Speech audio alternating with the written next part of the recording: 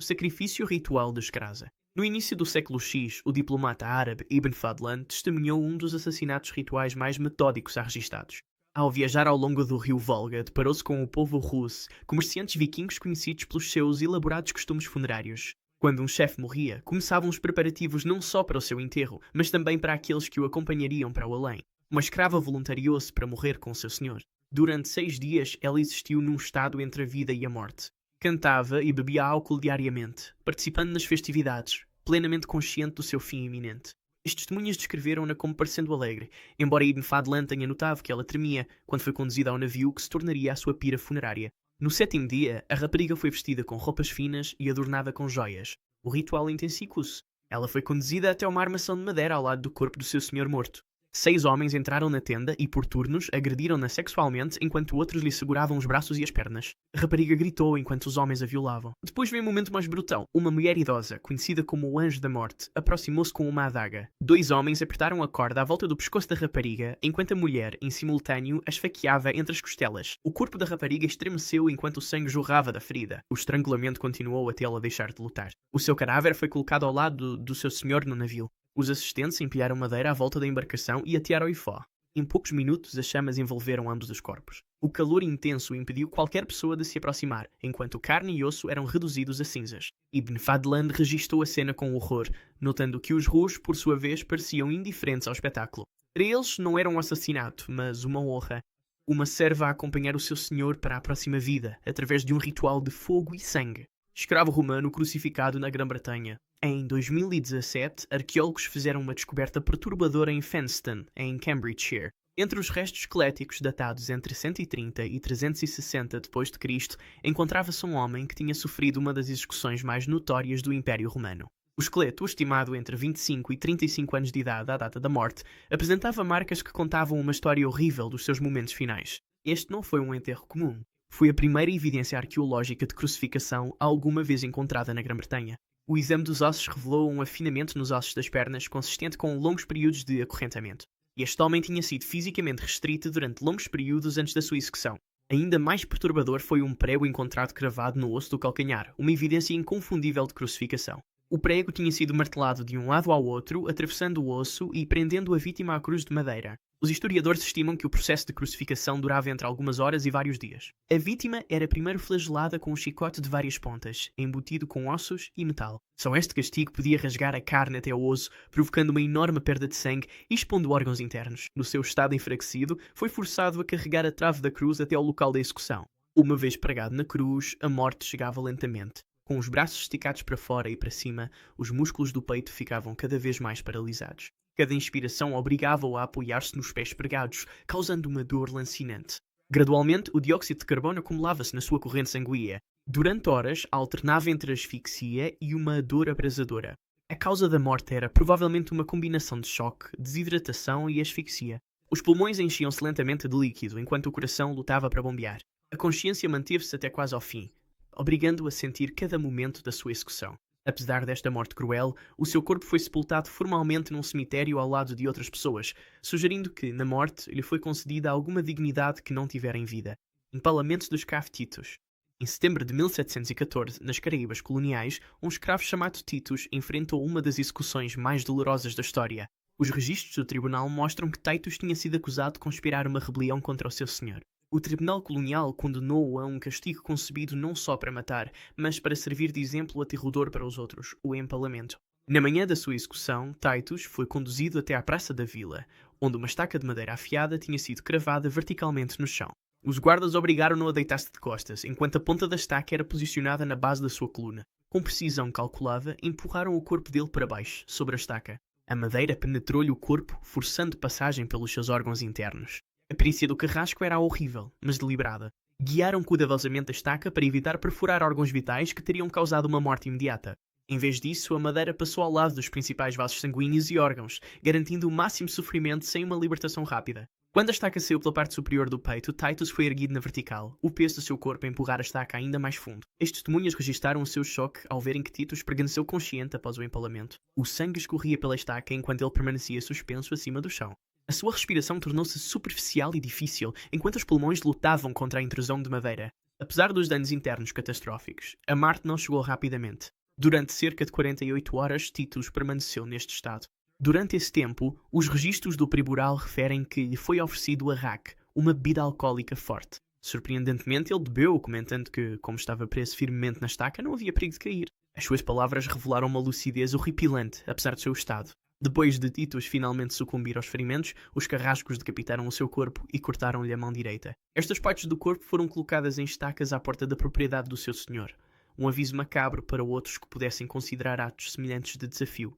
O escravo decapitado de Sishar. No final do século VI, no Vale de Lueira da Gália Merovingia, um escravo pertencente a um nobre chamado Sishar sofreu uma das mortes mais brutais registadas por Gregório de Tours. O escravo, cujo nome não foi preservado nos registros históricos, não conseguiu cumprir as tarefas atribuídas de acordo com a satisfação do seu senhor. O que se seguiu foi um castigo que chocou até os contemporâneos habituados à violência. Sishar começou por espancar o escravo de forma selvagem, batendo repetidamente com um bastão de madeira até a pele do homem se abrir. O sangue escorria de várias feridas enquanto a surra continuava sem piedade. Em desespero, o escravo agarrou a espada de Sishar que estava na bainha. Este ato de autodefesa aceleraria o seu desquite. Embora o escravo não tenha atacado o seu senhor, o simples facto de tocar na arma foi considerada uma transgressão imperdoável. Sishar chamou os seus aliados, que rapidamente agarraram o homem ensanguentado. Arrastaram-no até uma árvore próxima, onde já tinham preparado as ferramentas para o seu castigo. O escravo lutou, mas enfraquecido pela surra, não conseguiu resistir às várias mãos que o imobilizavam. Primeiro, cortaram-lhe a mão direita, aquela que tinha agarrado a espada, usando um machado afiado. A lâmina cortou carne, tendão e osso. O escravo gritou enquanto o sangue jorrava do coto. Ainda consciente, ele observou enquanto posicionavam a sua mão esquerda sobre um bloco de madeira. O machado caiu novamente, ambos os pés seguiram-se da mesma forma metódica. Cada amputação foi realizada lentamente, com cortes deliberados que prolongaram a consciência do escravo sobre o seu desmembramento. Os seus gritos foram enfraquecendo gradualmente à medida que a perda de sangue se acelerava. Durante todo o processo, testemunhas relataram que Sishar observou impassível, garantindo que o castigo fosse executado por completo. Com o escravo ainda vivo, embora quase inconsciente, içaram seu corpo mutilado para uma forca improvisada. Uma corda em volta do pescoço dele apertou quando deixaram que seu peso caísse. Seus últimos momentos foram passados pendurado, incapaz sequer de agarrar a corda com seus membros decepados enquanto o sufocava lentamente. Escravos condenados do ranking. Na França merovingia do século VI, o Duque Hautin era conhecido por sua excepcional crueldade para com seus escravos. Gregório de Tours registou um incidente que se destacou pelo tormento psicológico calculado e pela execução lenta. 2 jovens escravos, um homem e uma mulher que trabalhavam na casa de Hautin, apaixonaram-se e fugiram juntos na esperança de se casarem. Quando foram capturados e devolvidos ao seu senhor, procuraram refúgio numa igreja local. Um padre interveio em nome deles, conseguindo arrancar a Hautin a promessa de que não separaria o casal. Hautin concordou, mas acrescentou de forma sinistra: "Vou garantir que fiquem juntos para sempre." Os escravos foram devolvidos à sua propriedade, querendo terem conseguido misericórdia pela intervenção da igreja. O primeiro ato de crueldade de Hautin ocorreu ao jantar, nessa noite. Ordenou ao escravo que segurasse uma vela acesa entre as pernas nuas.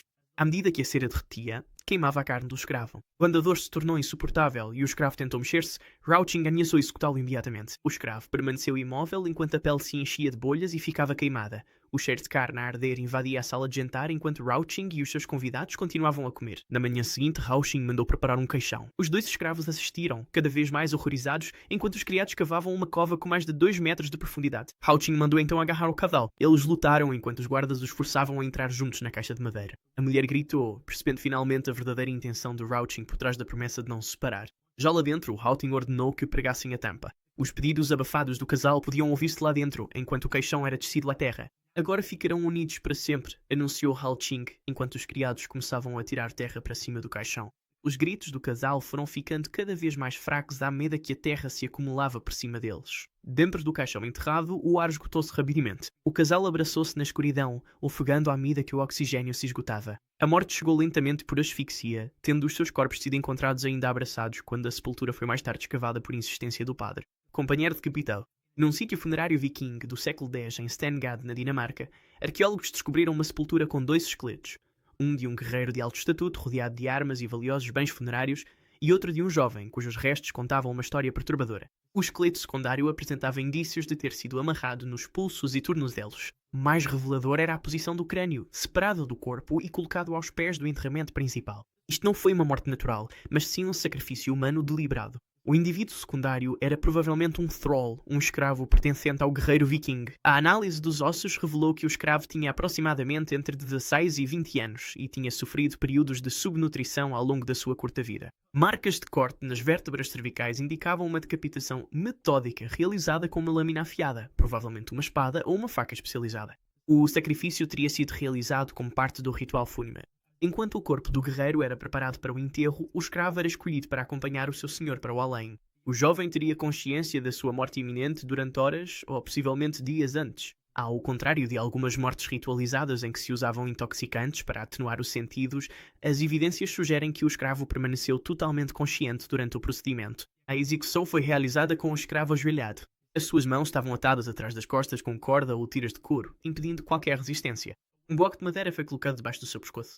O carrasco, provavelmente um guerreiro experiente, teria ficado de lado, calculando o ângulo preciso necessário para um corte limpo. O primeiro golpe cortou os principais vasos sanguíneos do pescoço, provocando uma perda de sangue imediata e catastrófica.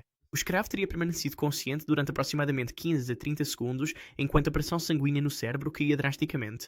Foram necessários vários golpes subsequentes para separar completamente a cabeça do corpo, como é evidenciado por várias marcas de corte distintas nas vértebras.